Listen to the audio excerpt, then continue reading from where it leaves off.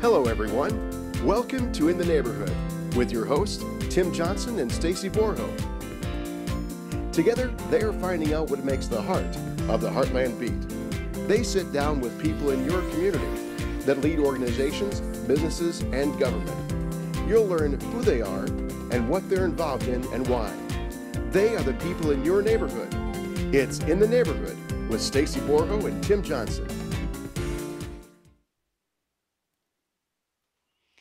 Good morning. Hi, Good Tim. morning. How are you? I'm so into the video today that I'm just totally I'm like, hey, look at. Start? I don't remember being on that show. My name is Tim Johnson, and this is In the Neighborhood on Peoria Life. And welcome to today. Here with Stacy Borho. Hi. And today we're here with Greg Skibinski, and you're with Agape Counseling. I am. Yeah, it's great to be here. Thanks for coming. Yeah. What is Agape Counseling? Well, Agape Counseling, we're a practice, obviously counseling practice. We have 3 different offices. We're in the Peoria area, the Morton area, and the Bloomington area, and we provide a variety of different types of services for individuals, such as like individual therapy, group therapy, family therapy, and also addictions. We kind of specialize with some addictions and various other types of just difficulties that people may be experiencing, anxiety, depression, and those types of diagnosis. So how long have you been with them? Actually, that's a good question. Next month, I'll be with Agape for 14 years. Wow. Yeah. So 9 of those years, I've served as the clinical director of our Morton office. Okay. And then the past 4 years now, I've been the executive director for all 3. And what does that mean exactly? Well, I kind of oversee, some of it is marketing, coming out and kind of meeting and you find folks and come and talking a little bit about Agape, but also trying to recruit therapists for our practice. And then just kind of to give awareness and letting people know that we're out there and when they experience some of life's difficulties. So we kind of do that. On the clinical side, I'm also kind of the clinical director of our office. So we have a great team over in Morton. Well, there's a great team in each of our offices, but I oversee the one that's in the Morton office. And so as clinical issues sometimes come up and awry, there for kind of support and to kind of lead that.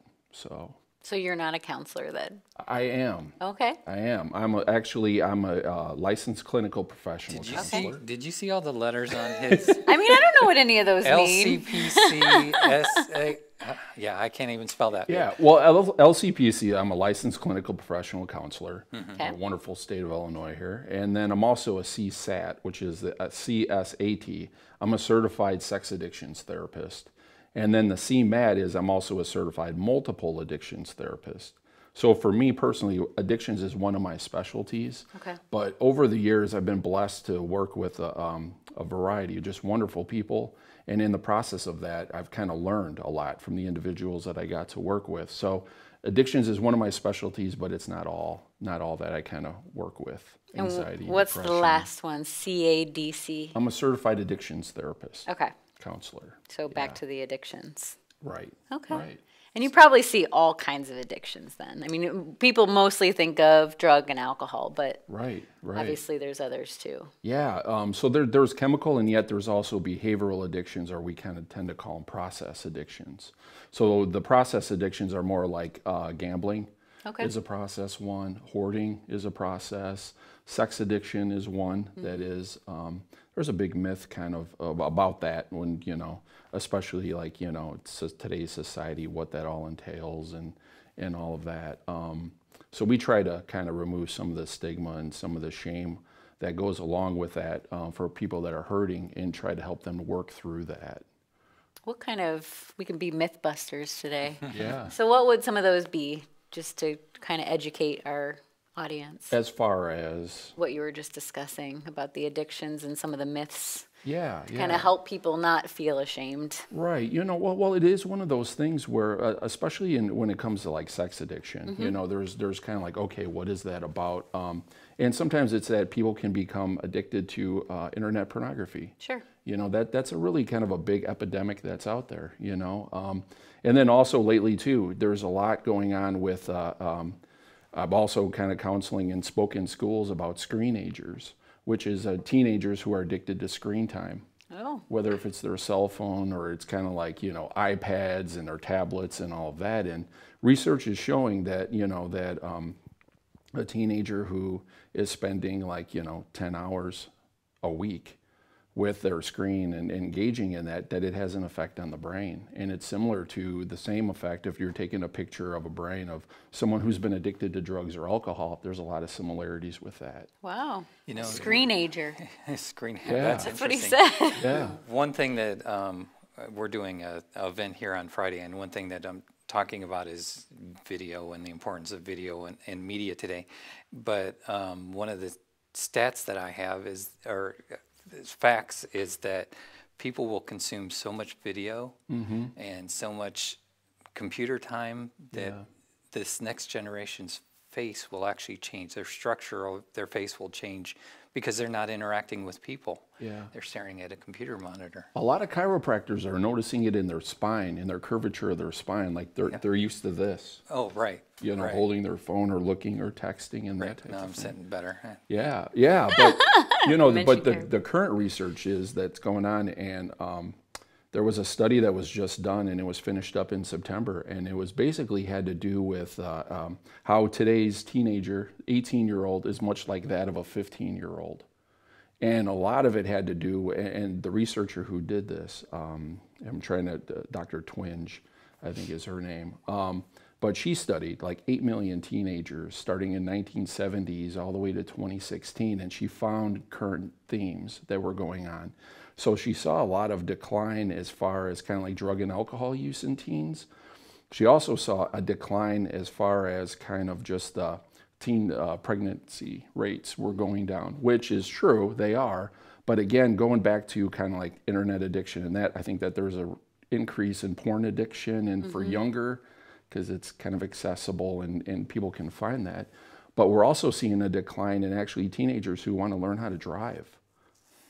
Yeah. Like they don't want, they're not as willing as they were. Because probably, I don't know, for me, I'll speak for myself. I wanted to learn how to drive because it brought freedom and I wanted to go to a friend's house, right? Yeah.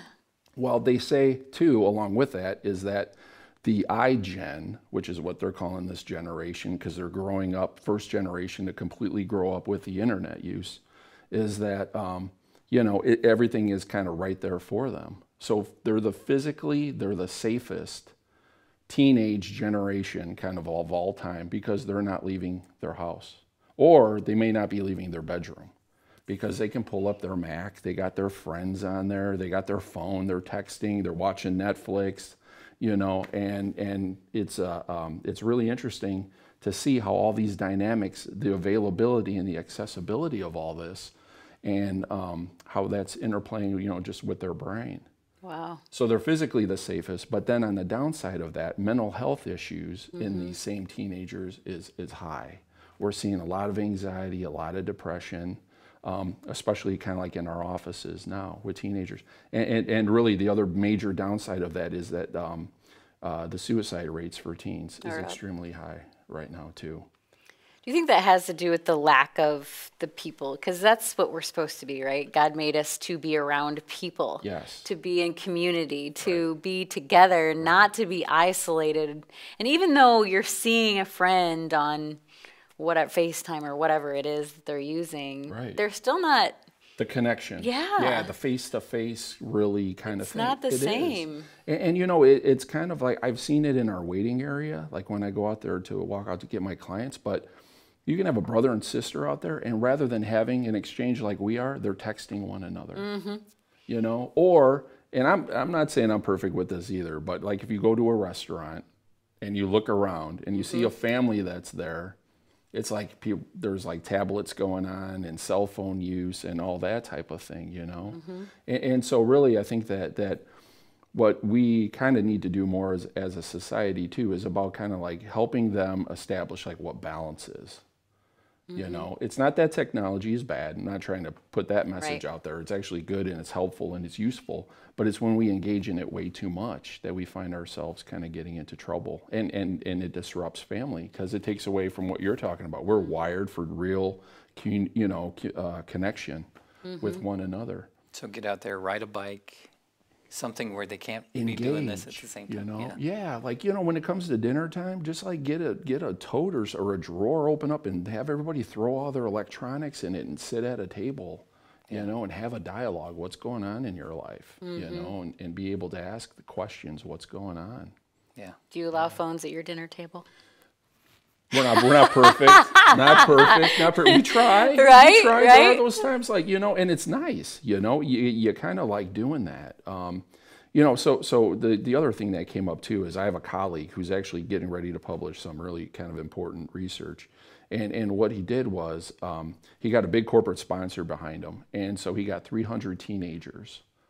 And this is down in the Texas area. So he got 300 teenagers all they had to do was go away with their, you know, put all their electronics away, nothing with a screen on it, to go 8 hours. And you got a $300 Visa gift card. Wow. That's kind of a nice incentive, you know? Right. So teenagers sign up to do this. How many do you think actually went the full 8 hours? No idea. 50%? Less. Wow. Really?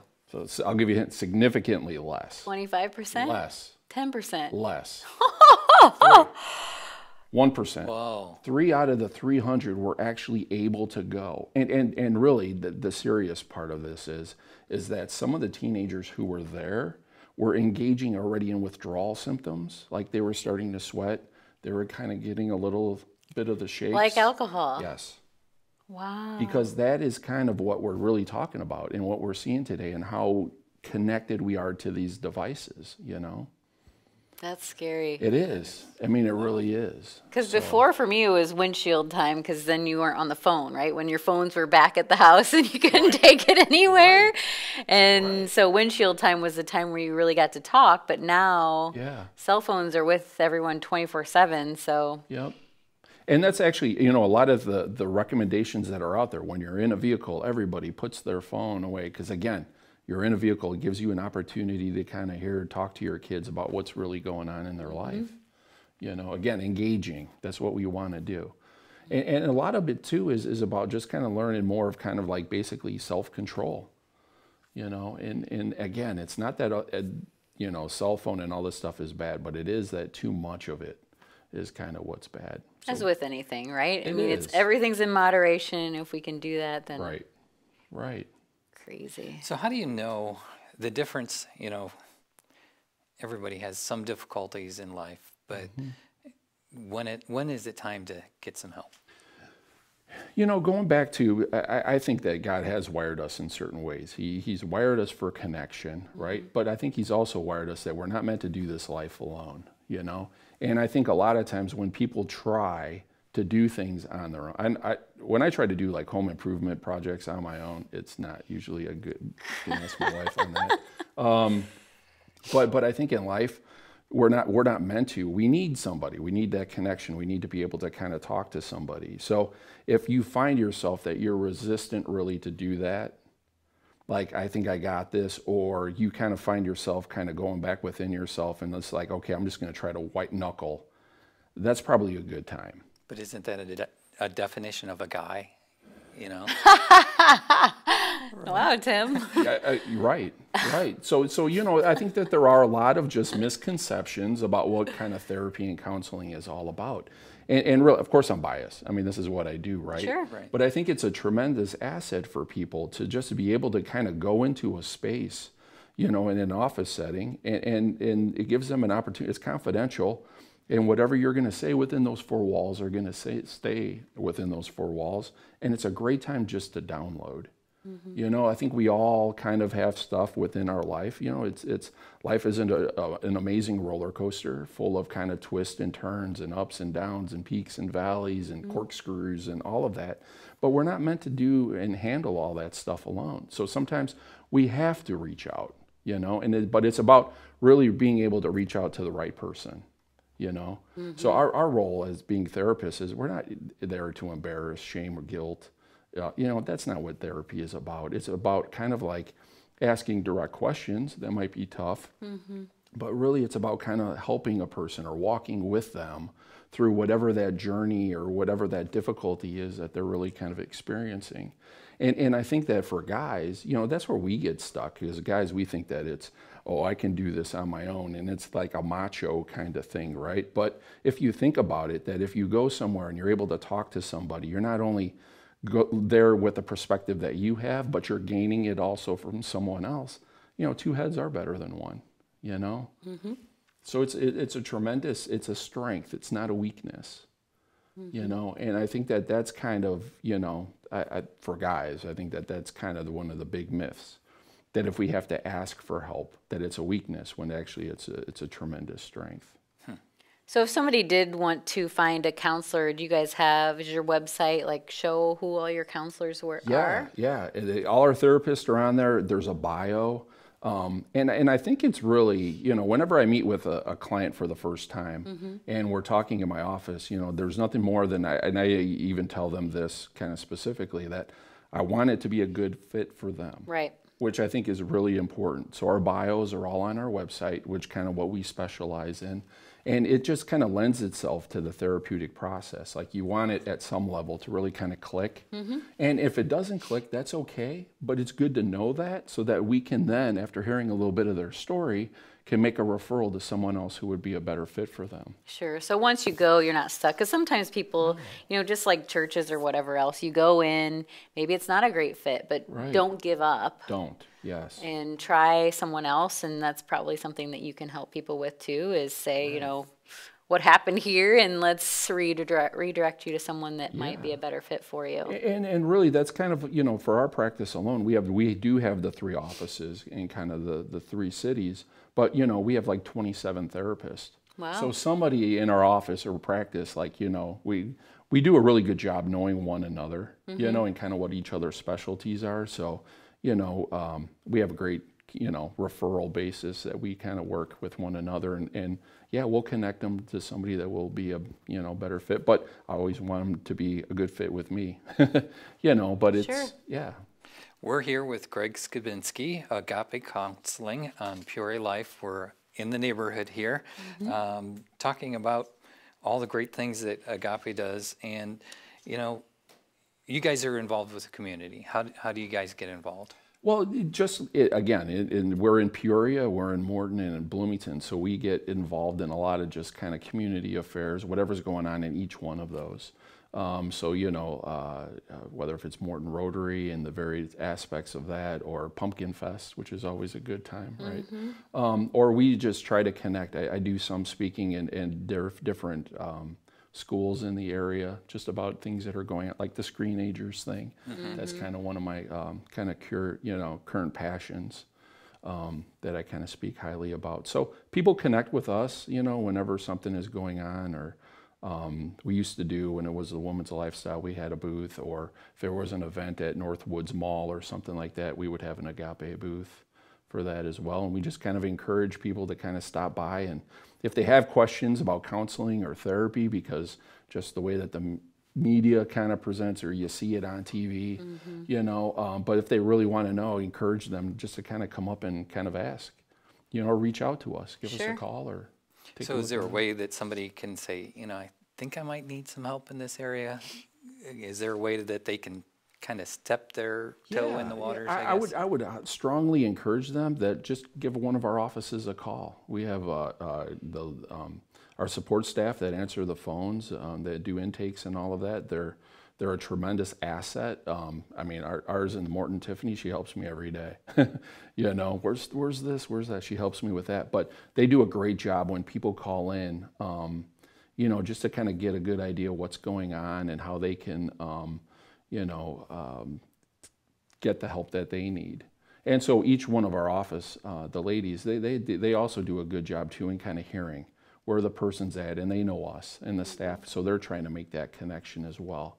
We're very kind of client-centered, you know, so depending upon what it is, we're going to try to make the right connection the first time. But if it's not, well, I mean, we'll work with that as well. How about if we know somebody that needs a little bit of help? You know, suicides hit a lot of people recently, and what if we know somebody that needs some help? How do we connect them? It's more or less, you know, we do need them to kind of make the call. So maybe probably providing them with some support, and just kind of maybe talking to them. I mean, you're probably picking up on things or you're seeing things. Yeah. So just kind of, again, sensitive topic, but trying to be sensitive to that. Or maybe even encourage them and make the call with them. You know, be by their side and have them give us a call and you know, try to get in to kind of come in and meet with us. What kind of hours do you guys work for people who have a busy work schedule or school or whatever it may be? We have a variety. So each one of our therapists, we kind of set our own hours. Okay. So, you know, sometimes I'm there from like 9 in the morning till 10 o'clock at night.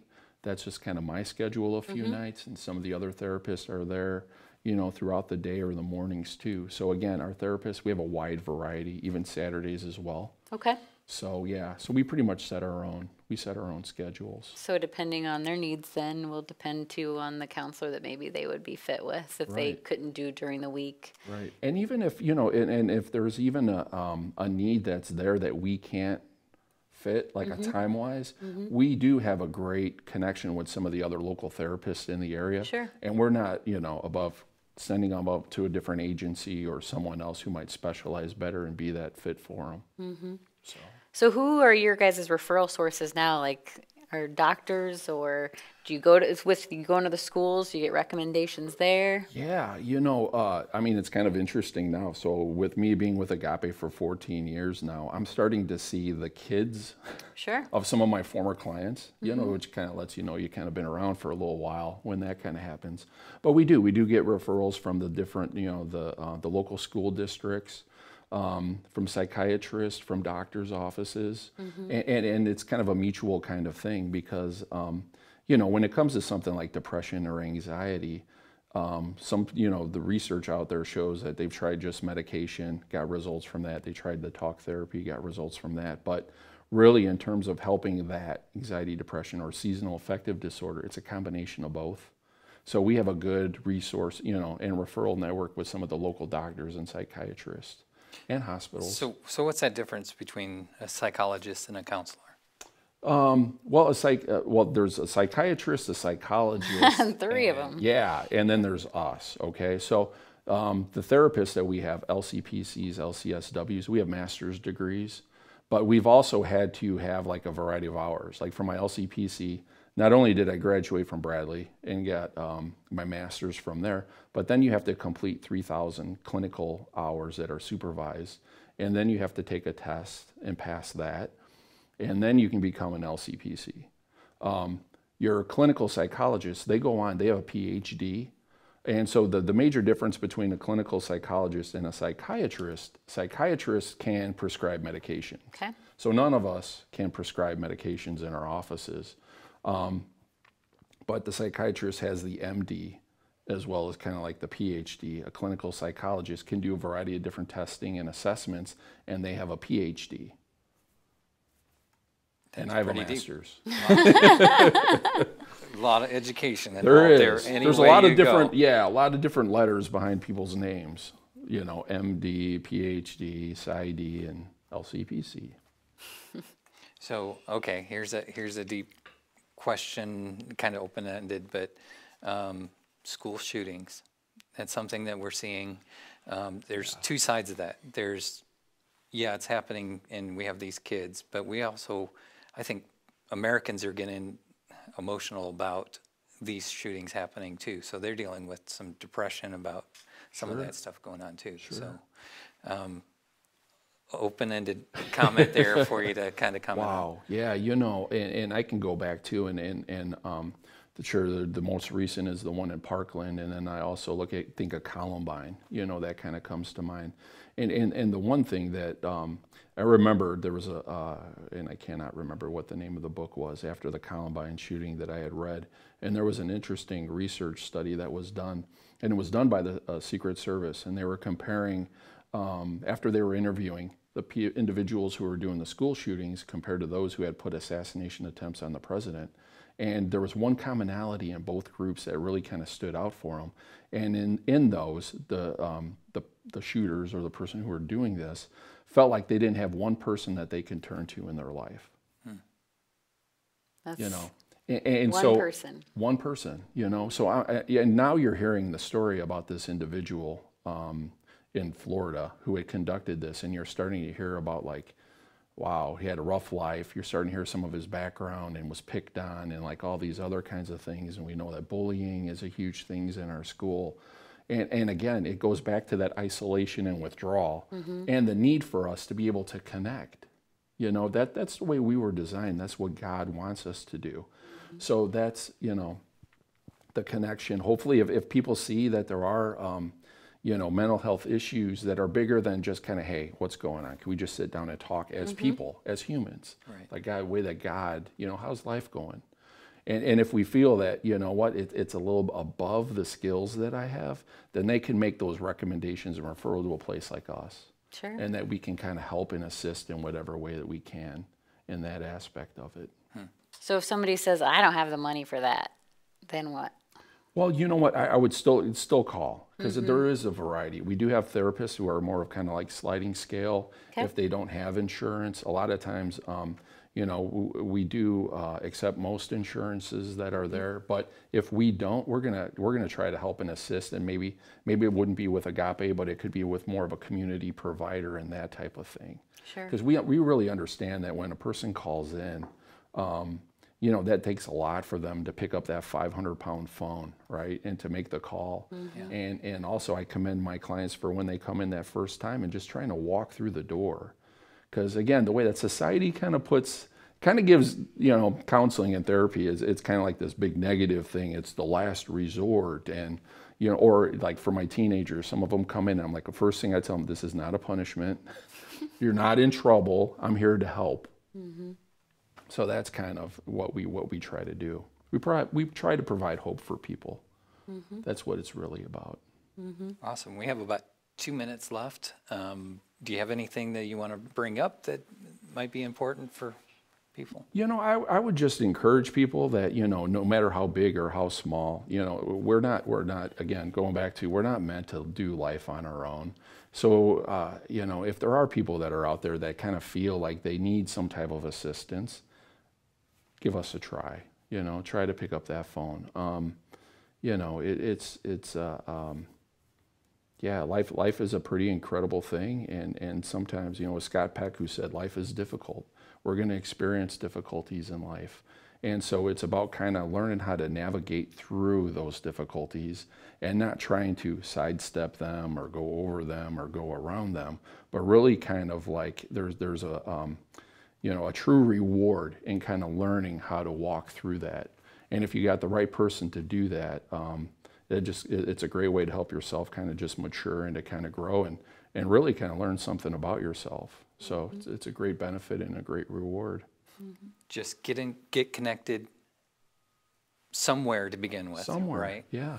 Church is a great place to meet people and get your counsel of whys, right? And also, I don't want to leave our church communities out. We get great referrals from our church communities and pastors and all of that as well. Yeah. You know, but you know what?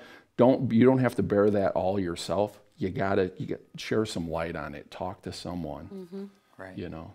Do you want to share your website? Sure. It is Agape www. I guess you have to still say that today. Wouldn't hurt. Yeah. AgapeCounselors.net. Okay, it's a .net, so remember that when you check it out. It has been really good to talk with you, Greg. Greg Skibinski, Agape Counseling, and your office is out of Morton? I'm in the Morton office, yes. And what are the other locations? Over in Peoria, we're on Willow Knolls Drive. And then over in Bloomington, we're on Veterans, right next to Krispy Kreme. Oh, that'd be tough. Yeah. All right. Thank you so much. Appreciate it. Thank you. Thanks. PeoriaLife.com